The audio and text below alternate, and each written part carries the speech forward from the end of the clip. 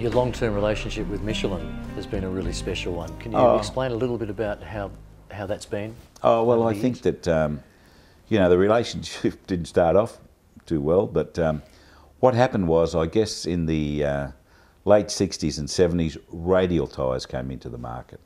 You know, before that they were all cross-ply tyres, and Michelin, you know, we were selling their car and truck tyres. In fact, in 1979, we got the Dealer of the Year, Marathon did.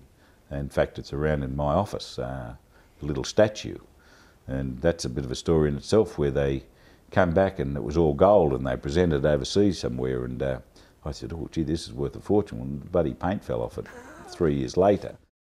It was the hard days when the wharfies used to stop over nothing and demand all sorts of things. If not, we're going to, you know, knock off, go on strike. And they used to strike every other week down there. And you're flat out trying to keep them going. But in between all that, you'd have your, you know, have your little problems or whatever. I remember sitting in the office there, Norman, who works for me now, he came up, he was my offsider down there, next door, next office next door. And anyway, they come in the morning and arrived there at about 7:20, 7:30, they'd turn two, and there'd be about 6 delegates waiting to see me start the day well.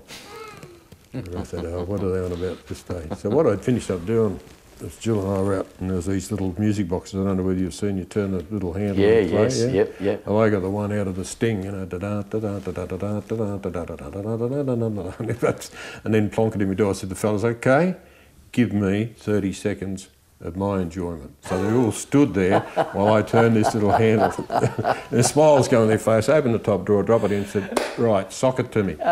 So what is it? I think it'd be really interesting to hear from you what was going right, but what also went wrong with the Nobby's lighthouse development. Was there a PR issue there? You've talked about your genuine interest in making this region better, making Newcastle a more enjoyable place to live, which I guess is partly what Nobby's was about. Oh, was there a real misunderstanding there, do you think, on your intentions? Oh, there was definitely you know, a hangover from our past blue collar, BHP oppressed, Labor dominated community, where I think I had 90% of the people on side. A good friend of mine, Murray Corbett, organised a walk up to Nobby's, you know, against, and he's certainly a very, very, very law-abiding citizen, but he found it just so frustrating. So, you know, he just got on radio one day and said, you know, meet me at 3 o'clock on a Saturday afternoon and we'll walk up there. And about 300 people bothered, you know, not people I know, but 300 people bothered to walk up there. I suppose a few of them wanted to just have a look at how magnificent it was.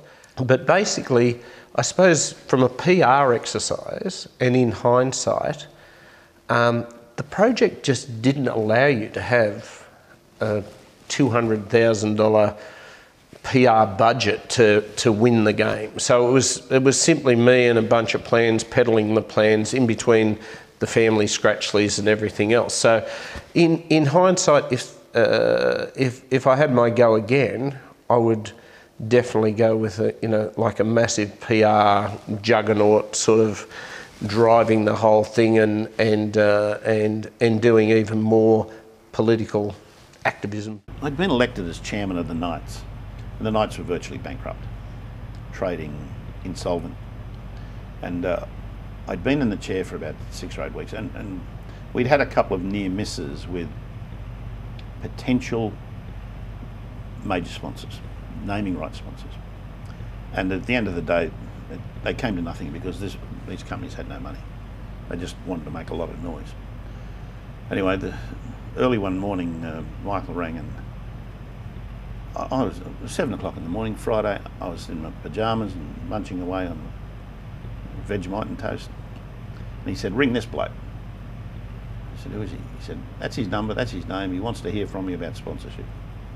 I said, just ring him. So I rang him, and I said, you know, I rang the number and he answered it straight through to him. I said, Mike Tyler, I'm chairman of the Knights, I understand you wanted to talk to me.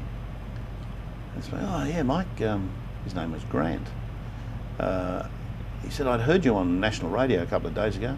Spoke to Michael Costa, really liked what I heard. We'd like to come on board as your naming rights sponsor, which we were desperate for.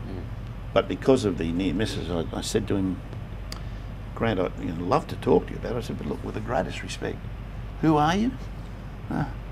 Oh, well, I'm the managing director of Rio Tinto. Okay. Let's talk. I'll talk to you.